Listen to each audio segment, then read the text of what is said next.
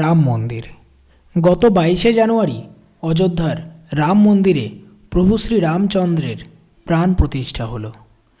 যেখানে রাম মন্দির তৈরি হয়েছে কিছুদিন আগে সেখানে বাবরি মসজিদ ছিল।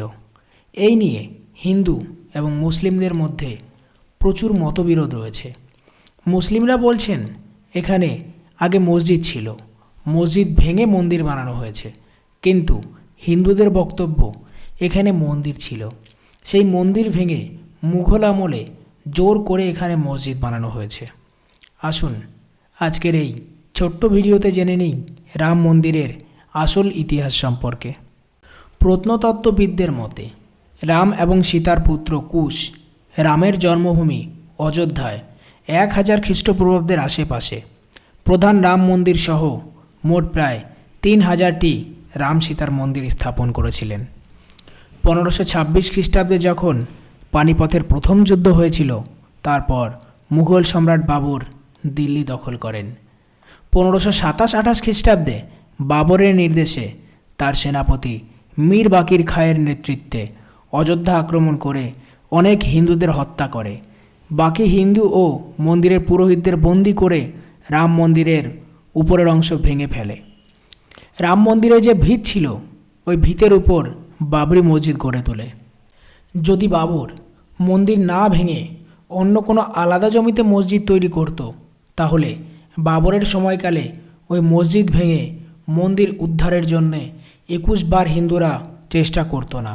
তাছাড়া 21 বার চেষ্টা করার সময় বাবর যারা 21 বার চেষ্টা করেছিলেন তাদের ছেড়েও দিত না। এরপর হুমায়ুনের রাজত্বকালেও প্রায় 10 বার এবং আকবরের রাজত্বকালে প্রায় 20 বার হিন্দুরা তাদের পবিত্র রাম মন্দির উদ্ধারের চেষ্টা করেন, কিন্তু ব্যর্থ হন। এরপর 1717 খ্রিস্টাব্দে জয়পুরের রাজা জয় সিংয়ের চেষ্টায় একটি আপোষ নিষ্পত্তি হয় যে বাবরি মসজিদের পাশে ছোট্ট একটি রাম মন্দির নির্মাণ করা হোক। এরপর শান্তিপ্রিয় হিন্দুরা নতুন রাম মন্দিরে পূজা শুরু করেন।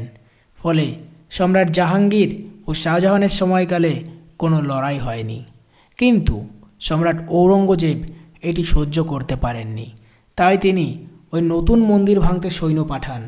10,000 হিন্দু লোক বৈষ্ণব দাস নামে এক হিন্দু সাধুর নেতৃত্বে ওই আক্রমণ প্রতিহত করেন। এরপর ঔরঙ্গজেব আরও অনেকবার মন্দির ধ্বংস করার চেষ্টা করেন, কিন্তু হিন্দু লোক এবং শিখ গুরু গোবিন্দ সিংয়ের নেতৃত্বে মন্দির রক্ষা হয়।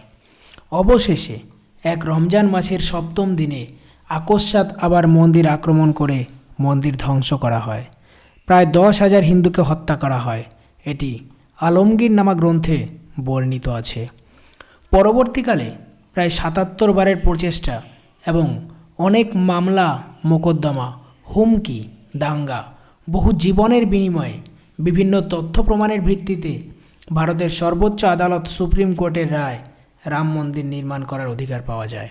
তাই এটি শুধু একটি মন্দির নয়, এর সাথে জড়িয়ে আছে আত্মত্যাগ, বলিদান, সত্য প্রতিষ্ঠা, ধর্ম প্রতিষ্ঠা, সুবিচার, সনাতনীদের আবেগ, শ্রদ্ধা এবং ভালোবাসা।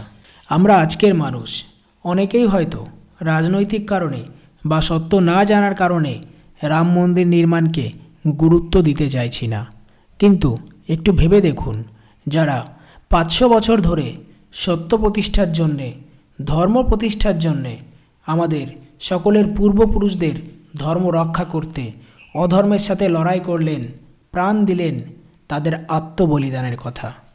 সত্যকে কখনো আটকে রাখা যায় না। সর্বদা অধর্মের বিনাশ এবং ধর্মের জয় নিশ্চিত। এই 22শে জানুয়ারি 2024 তারিখে সকল হিন্দু ধর্মের মানুষের কাছে একটি স্মরণীয় দিন হিসেবে থেকে যাবে।